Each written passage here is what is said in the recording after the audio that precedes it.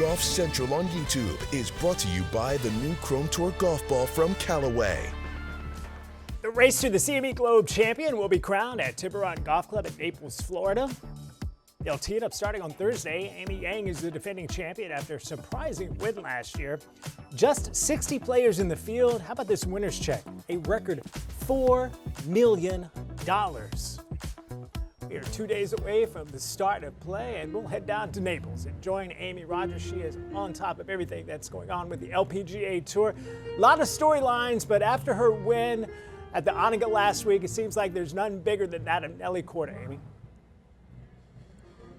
Yeah, Nelly Korda and Lydia Ko, those are the two players that we have seen trade headlines throughout this season on the LPGA Tour. Obviously, Korda stealing the show at the beginning of the season, 6 victories through May, and then as she started to cool off, it was Ko who took over with her Olympic victory over the summer and then her win at the Old Course at St. Andrews. Now, both players arriving here at the CME Group Tour Championship, both looking to finish their season on a high, and Korda comes in here fresh off her 7th victory of the season. And she answered a lot of questions about her form and about her health when she got that win last week. And she said after her victory that it's not how you start, but how you finish that matters. Now, she was referring to her final round in which she rattled off 5 birdies on her back 9 to get the win. But the same could be said of her season as well, starting off so well and now coming to a close here, looking for an 8th win. I asked her this afternoon what she'd have to do here this weekend to be proud of the way she's finishing her season. I mean, I'm just proud of everything that I've overcame this year and everything that my team and I have accomplished. So no matter how I finish this week, I'm going to be proud of the season and how we've all worked together. And, you know, finishing high is just going to be a cherry on top, obviously. But the goal in mind is to come out here and try and win. But that's not going to take away from how proud I am of my team. What do you feel like was that biggest challenge that you overcame this year? Just the middle part of the year, a little bit of a mental slump. Just kind of, I said, like, at the beginning of the year, it just felt like it was kind of flowing. I would never say golf is easy, but I was just in a state of just a flow. And then in the middle of the year, it just felt like the hardest thing in the world, and kind of overcoming that with my team, being able to lean on the people that mean the most to me. I think that was probably the hardest, but also the most rewarding. Would you say you're back in the flow? I mean, hopefully. Gosh, with golf, it's just up and down. It's a roller coaster. You can never be comfortable. Nelly, your own personal pace of play is aspirational. Did you come by that naturally, or was there a point where you realized that deliberating too much wasn't good, or anything in your own personal routine? Jason actually has to slow me down sometimes. I don't know. I'm just always like, my first instinct is your best instinct. So you see it, you hit it. It's either a 5. And today with Charlie and I played together today again, 3 rounds in a row, practice round.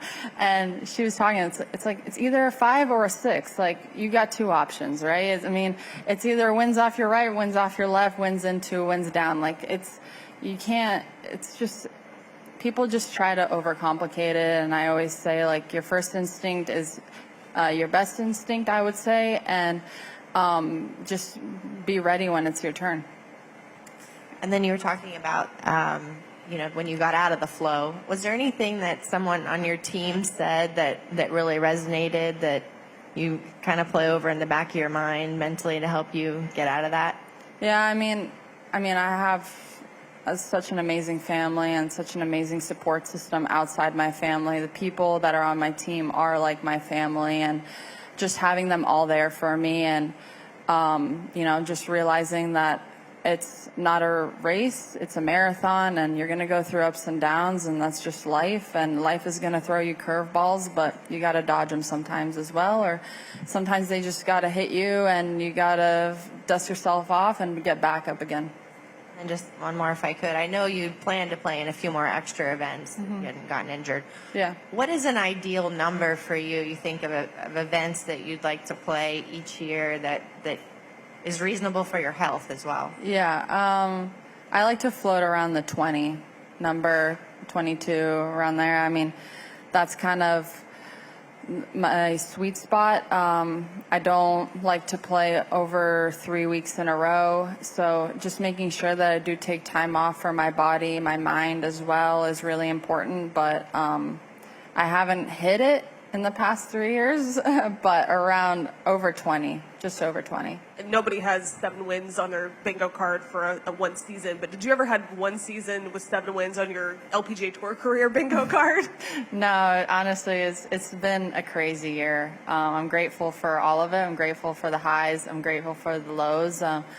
I'm grateful to be doing what I love in front of people, hopefully inspiring the next generation. And it's tough. It's really tough to win out here against, such great players. The caliber of players is really, really high out here. And I would say it just, to me, really, really nice to know that all the hard work that I've put in with my team is paying off.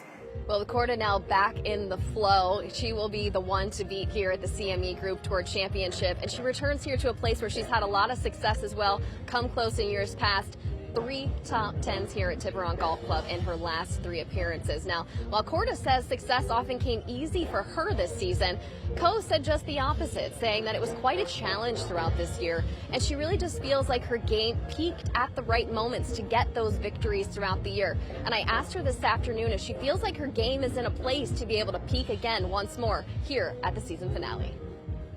I hope so. I mean, regardless, I love playing in Florida. To finish off the season with 3 events in Florida and twice here at Tiburon is, really special. And yeah, it's. I think before, not making it into this event last year, I think I took for granted that, I always finish the season at the CME Tour Championship, and I think last year was like, hey, the level of competition is so much higher, and I literally need to work my butt off to make sure that I'm qualified and playing here. And I think my mindset is a bit different, just because I was like, it's not like a automatic entry into this event just because you won the year before. It's a clean slate for everyone at the start of the season to get here. But yeah, it would be great to finish strong for our official season here this week, especially now that I'm a partner with CME. It's always special to be able to play well in front of your sponsors like CME and Rolex for me in this case. So yeah, it would be great to peak here, and I felt like I played a lot more. I had more solid stuff on the weekend last week, so hopefully that translates well and transitions into a few good rounds over the next few days. You heard Ko say there about missing this event last year. She did not qualify for the CME Group Tour Championship last season because she didn't make it into the top 60 in the race to the CME Globe point standings despite being the defending champion. So she's excited to get back here. What a difference a year makes. And thanks for bearing with us. Hopefully you're able to hear us okay out here. Just about 100 feet from me, Keith Urban is currently warming up here at Tiburon Golf Club, getting ready to have a concert here this evening for many of the fans and players that are here this week. So a lot of the excitement building, and I can report tomorrow on how the concert goes. Amy, I thought you set this up as your own background music for the live shot. You're always striking the right notes. You're welcome.